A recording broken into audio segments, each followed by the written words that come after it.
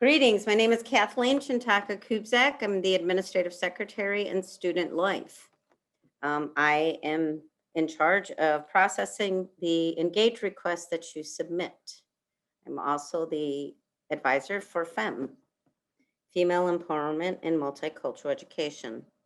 I'm also the Support Staff Association President here on campus. If you'd like to know a little bit more about that, please feel free to contact me. I'm here to present how to fill out a event request form. So here we are at the start of the SVSU Engage homepage. I'm going to go into one of the memberships that I am involved with. Okay, let's get ready and create an event. I'm going to click Manage Organization.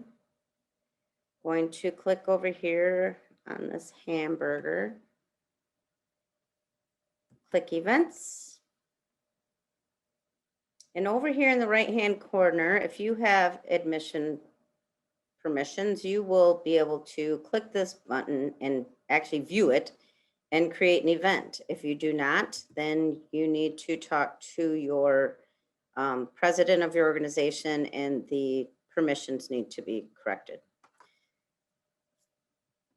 So now we're in the beginning of the registration form here. You're going to type your event. I'm just going to write test. Over here, you pick a theme, whatever kind of program it's going to be. Here in the description, you want to tell everything, what is your event about? How are you going to get, this is how you're going to get people at your event, what the description. Do not put in how many tables you need, any chairs or any information that is not pertained to your description. It's very helpful. Here you can add in additional organizations if you're co-hosting an event with. You can also drop up here, let's go back to description. You can drop in links or anything like to your Facebook or, you know, videos or anything. You can put that all right here.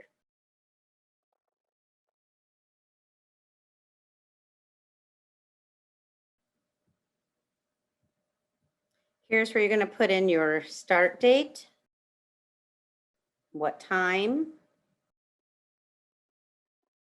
and end time. Click on location. Here's where you'll put where your event is going to be.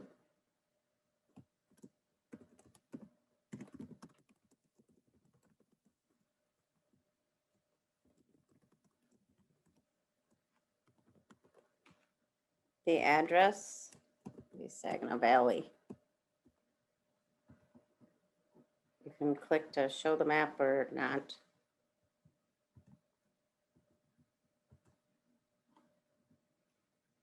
Here, right here, add another event will help if, say, this was a meeting and not just a one-time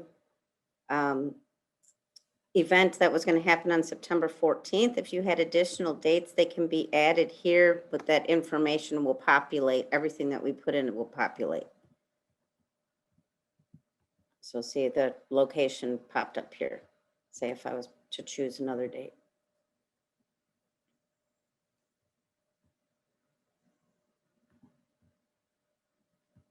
Moving on here, if it's public and any student, any SVSU student is able to attend or welcome to attend, you'll want to keep it on the public.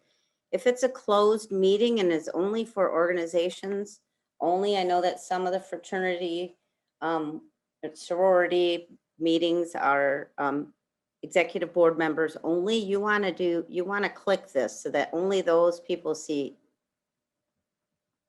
the event. But if it's public, click public and everybody can see it.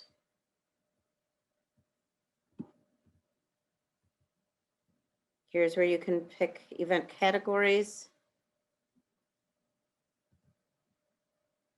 You can select perks. We all know that free stuff usually gets people at your events.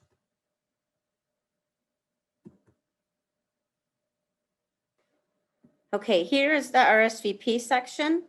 We don't require you to RSVP, and not everybody uses this, but you can to RSVP so that you can limit your guests, so you only have space for so many, or it can be open to anyone.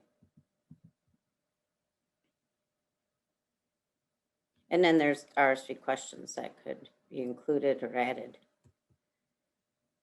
Moving on to the post feedback, this is, you can choose if you want to have feedback after your event. You want to find out how it went, how you can make it better, what was great about it, what were the flaws about it that could be fixed so that you can have a better event. That's what this event feedback button is for.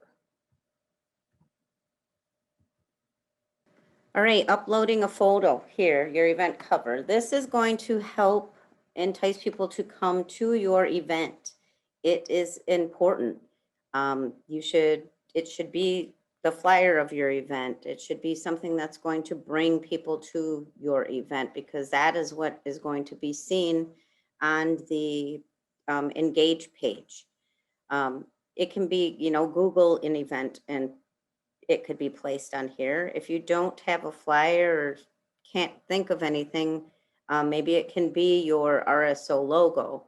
If you do not put anything here, it's just going, Engage is going to generate just a basic image, and that's going to be like all the other images for any other RSO that has not uploaded an image for their event. So it is very helpful to have something that's eye-catching, something that's going to pull people in and be interested in attending your event. Okay, now that we've finished up the Engage basic questions on the form, we're moving into the SVSU required questions. And here we're going to point out some of the important things you should know that are in the handbook, but we do encourage you to go and click and read through the handbook so that you are aware of the policies and procedures here on campus. I don't think I need to read through all of these, but you will read through them and click and agree that you will follow them. Down here is the COVID-19 guidelines, and we need to let you know that these are ever changing. As of right now, an advisor is not required to be present. But as we know, daily things change. So always keep it updated with the RSO updates. We will definitely let you know as soon as we know when things change. You will need to read through the guidelines. Type of request. This is where you will, if you're doing an information table, a meeting in a classroom, you want a meeting in a conference room that isn't in a classroom, performance room for dancing or singing, running, walking, race, bonfire. Bonfire includes UP and conference and event center and campus facilities, special event. And an item for your calendar is something you can, if maybe your event is off campus at a different location and you just want it pushed out to your group, that's what you would pick, you would choose here. We're going to go with special event because that's the one that would you'd need more assistance with.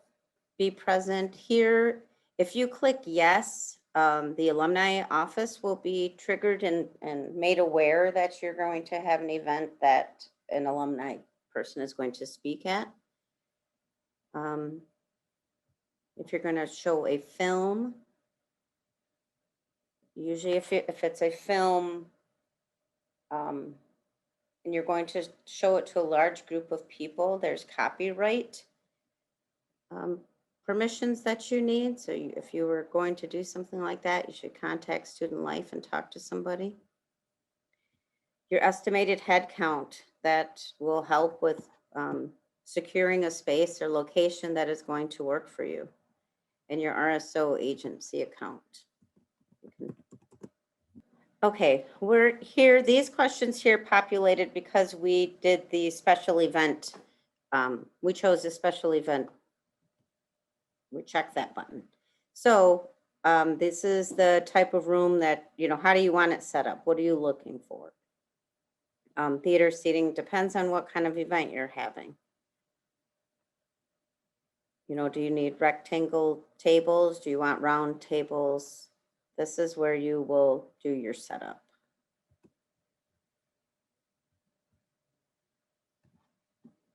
Some additional items for your event, lectern, coat racks, stage.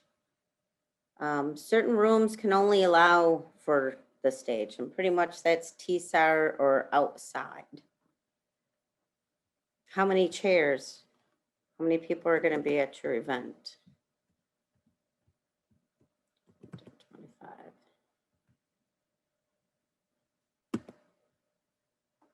Okay, here is where you will upload your file. We do have the layout plans for the TSAR, the programming room, and the rotunda. You can download these and then manipulate the tables and chairs to how you want that set up, and then upload the file here so that it can be distributed to campus facilities. Will you need a microphone? Yes or no? There are 2 available in the TSAR that can be checked out with your student ID. Is there going to be contracted services? Are you going to have a DJ? Is there somebody performing? Is there somebody that you are paying that's going to be here on campus? If that is true, then you would need to fill out a boilerplate and get contracts signed and approved.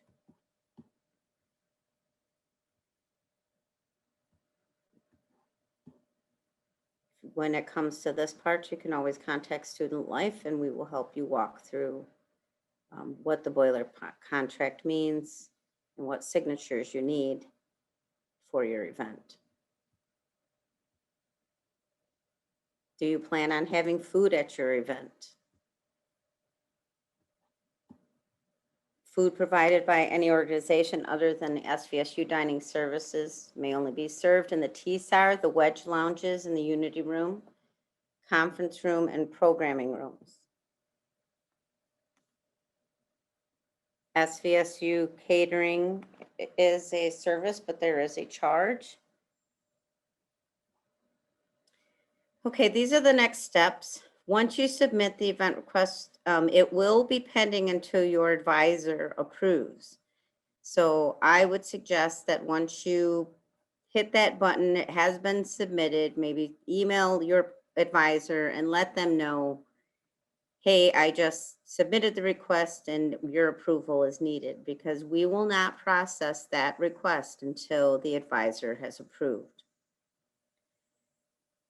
Once the advisor is approved, we will process it through R25 Live, and you will receive a confirmation. Once you receive a confirmation from 25 Live with the location, you're good to go. Events not approved by the advisor will just sit there. So we do put questions in the conversation piece. We'll let you know that it has not been approved or has not been processed because we are waiting for the advisor to approve before we move forward. We ask you to please review the RSO handbook. If you're requesting to use a wedge lounge, any of the community centers, that is a separate form and can be provided to you by Student Life or Residential Life. All right, so once you've completed your submission, to check on it and see if it's pending still, then you will go up here to your initial, go to submissions, and then to events. So my test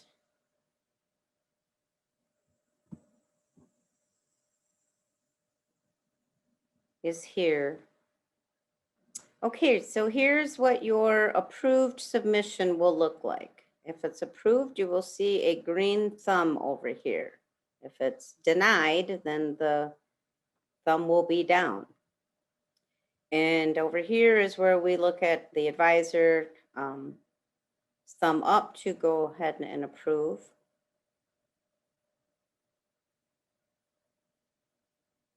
Here's all the information that will be generated. A good description, a nice event image,